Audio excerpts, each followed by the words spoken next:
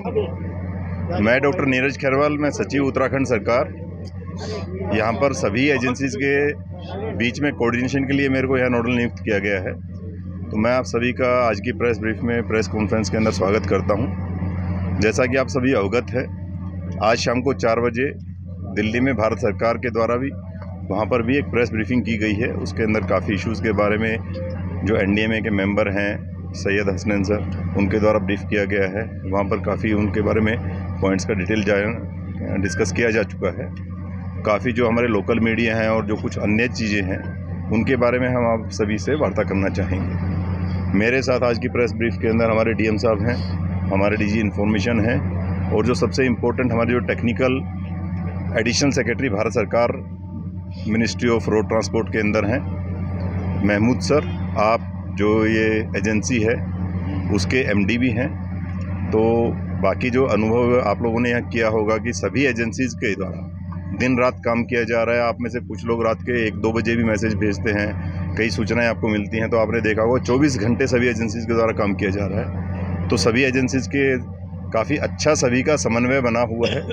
सभी एजेंसीज़ एक दूसरे की मदद कर रहे हैं। कई जगह ऐसी चीज़ आती है कि एक एजेंसी को काम करने के लिए दूसरी एजेंसी का काम कई बार होल्ड करवा करके आगे जाना कोई और करना पड़ता है। तो सभी एजेंसीज़ बिल्कुल एक साथ लगे हुए हैं। मैं चाहूँगा कि जो टेक्निकल पॉइंट्स हैं, जो डिटेल्स हैं, जो एडिशनल सेक्रेटरी सर हैं वो आपको ब्रीफ करेंगे। उसके बाद कोई सवाल जवाब कोई चीज़ होंगे तो then we will like to address sir. नमस्कार। जैसे कि मेरी कोलीग डॉक्टर नीरज ने बताया आप लोगों को, हमने सारे 5-6 एजेंसीज़ को इकट्ठा किया है, उनके साथ कोऑर्डिनेशन कर रहे हैं। हर एजेंसी को हमने स्पेसिफिक टास्क्स दिया है। किसी से हॉरिजॉन्टल ड्रिलिंग करा रहे हैं, किसी से वर्टिकल ड्रिलिंग करा रहे हैं और इन सब एजेंसीज़ के बीच में तालमेल रहे वो हम लगातार, हमारी टीम यहाँ बैठकर उसको मॉनिटर कर रही है रेगुलरली। और जितने हमारे आर्मी के, बीआरओ के और अन्य ऐसे एजेंसीज़ हैं जिनसे हम मैन का, अदर रिसोर्सेज का ले सकते हैं, कोई भी कंट्रीब्यूशन वो हम ले रहे हैं। और सबसे बड़ी बात, डिस्ट्रिक्ट एडमिनिस्ट्रेशन हमारे साथ है बिल्कुल। और डीएम साहब हैं, एसपी साहब भी हैं साथ में। अभी अर्पण आप जुड़े अभी हमारे साथ। और उनके साथ एनडीआरएफ, एसडीआरएफ के सारे लोग तैनात हैं। हम लगातार इस काम पे, इस प्रयास पे लगे हैं कि हम जल्द से जल्द ये जो इंसिडेंट हुआ है इससे हम अपने जितने हमारे भाई अंदर ट्रैप हुए हैं उनको हम जल्द से जल्द निकाल पाएँ। मैं आपको डिटेल में थोड़ा बताना चाहूँगा। NHIDCL सबसे पहले, चाहे वो ऑक्सीजन सप्लाई का व्यवस्था हो, चाहे पानी का हो, चाहे दवाइयाँ और फूड का, खाने पीने का व्यवस्था हो, सब वो इंश्योर किया है। अंदर इलेक्ट्रिसिटी सप्लाई है पूरे तौर से और वहाँ लाइटेड है। 2 किलोमीटर तक जगह वहाँ बिल्कुल साफ़ है क्योंकि टनल बना हुआ था अंदर। और ये जितनी लाइफलाइन की एफर्ट्स है, हम चाह रहे थे कि एक लाइफलाइन से तो हम कुछ जैसे ड्राई फ्रूट्स हुआ, चना हो गए, मूढ़ी हो गए, ये सब हम भेज पा रहे थे।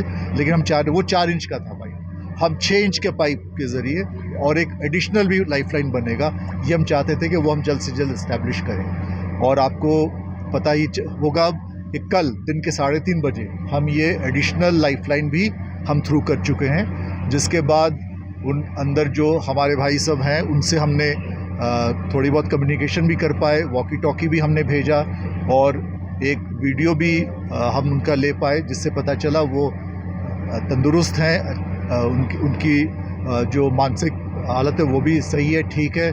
और इस बात से हमें भी बहुत ज़्यादा उत्साह इस बात से हुआ। इसके अलावा जो सबसे इम्पॉर्टेंट बात है कि हॉरिजॉन्टल बोरिंग एक साइड से हमें करना था, वो हम लगातार फूड पाइप जैसे काम हुआ, उसका फूड पाइप में जो मशीन जाता है उसको वापस लाना था, क्लीनिंग करना था पाइप का, फिर खाना वगैरह भेजना था और उसके बाद फूड पाइप को सिक्योर करना था। वो सब काम पे हम लगे थे और आज सवेरे से हमने हॉरिजॉन्टल ड्रिलिंग का काम शुरू कर दिया। तो आपको ये पता होगा कि 900 mm डायमीटर का हम पाइप 21-22 मीटर तक हमने अंदर पुश किया था पिछले हफ्ते और उसके बाद अड़चनें आई थी। अब हमने डिसाइड किया कि हम टेलीस्कोपिक मेथड से उसके अंदर 800 mm का डालेंगे। ताकि 900 mm के अंदर 800 mm बड़े आराम से जा सकता है। कम से कम ये पहला 21-22 मीटर वो काम हमने शुरू कर दिया है। इसके बाद हम उसके अंदर मशीन डालेंगे, जो अपनी ऑगर ड्रिलिंग मशीन है, जो हमने एयरलिफ्ट करके लाया है यहाँ, और ये मशीन जो है वो आगे ड्रिल करना स्टार्ट करेगा। आज रात से हमारा ये प्लान है। हमारे लिए ये जो समय है, आज रात कल दिन भर, ये समय सबसे अहम है, क्योंकि 60 मीटर का ये जो बिल्कुल टोटल लेंथ है, जो हमारे मलबा जो गिरा हुआ है, उसका जो बीच का लेंथ होगा वो ये 20-25 से 40-45 मीटर तक है। उसी के ऊपर सबसे ज़्यादा वज़न रहता है, और अगर पत्थर आ जाए या कोई मशीन आ जाए जिससे थोड़ी बहुत अड़चन पैदा हो, वो दिक्कतें ना आए, तो हम जल्द से जल्द मे बी 30 घंटे में 40 घंटे में आपसे और खुशखबरी हम आपके साथ कुछ बताने की स्थिति में होंगे। अड़चनें आ सकती है, उसके लिए भी थोड़ी बहुत तैयारी हम कर रहे हैं और उसकी प्रयास है। लेकिन ये सिर्फ ये एक ऑप्शन हमने नहीं रखा है। हमने इसके साथ ये भी किया है कि हॉरिजॉन्टल भी बोरिंग हो अगले साइड से, पारकोट के साइड से। जो काम हमने THDC को अपोजिट एंड से दिया है, जो काम हमने THDC को दिया है, और उसने ये 2-3 दिन में बड़े अच्छे काम किए हैं। बहुत जल्द से जल्द इसने मोबिलाइज़ किया है अपने इक्विपमेंट्स, मशीनरी, एक्सप्लोसिव्स वगैरह, और ब्लास्टिंग आज शुरू भी हो गया है। और हमने करीब 6-8 मीटर का ब्लास्टिंग कर भी दिया वहाँ से 2 मीटर बाई 2 मीटर का वो माइक्रो ड्रिलिंग करके रास्ता बना के करने की कोशिश कर रहा है। तीसरा हमारा, हमने RVNL को बोला है कि आप परपेंडिकुलर हॉरिजॉन्टल ड्रिलिंग कीजिए इस साइड से, तो वो 170 मीटर का लेंथ होगा और उसका काम शुरू होना। इधर रॉक फेस काफ़ी हार्ड उसको मिल रहा है, तो BRO से हम मदद ले रहे हैं। BRO उनकी हेल्प कर रहा है। BRO से हमें बहुत अच्छी सहयोग मिली है इस काम पे। वो काम का भी मोबिलाइजेशन ऑफ जो मशीनरी है, इक्विपमेंट है, वो भी काम शुरू हो रहा है। इसके अलावा ऊपर से वर्टिकल ड्रिलिंग का भी, चाहे RVNL से हो चाहे SJVNL से हो, उसका भी मोबिलाइजेशन चल रहा है। और इक्विपमेंट कुछ आ चुके हैं, कुछ और मशीन आने वाली है, वो आ जाएगा, तो वो उस पर भी हम काम करेंगे। तो लगातार प्रयास है, लगातार हमारा ये सब एजेंसीज़ के साथ मिलके, सेंट्रल गवर्नमेंट, स्टेट गवर्नमेंट, एक होकर, एक टीम करके हम दिन रात इस पे मेहनत कर रहे हैं, ताकि हम जल्द से जल्द जो अपना हमारा जो ये हमने लिया अपने ऊपर, जो हमारे पास ये काम है, ये जल्द से जल्द हम इस पर सफल हो और जल्द से जल्द हम इसको निभा पाएँ। धन्यवाद। तो श्रमिकों तक कुछ मिला सर? आज खाने पीने की चीज़ गई है? एक मिनट सर, मैं आप लोगों से अनुरोध होगा कि वन बाई यहाँ पर जो आप हॉरिजॉन्टल पाइप अंदर डाल रहे हैं, जिसमें आपने बताया कि 900 डाया का पाइप है, वो कितने मीटर अंदर जा चुका था? जैसे कि पहले बताया गया 24 मीटर जा चुका है।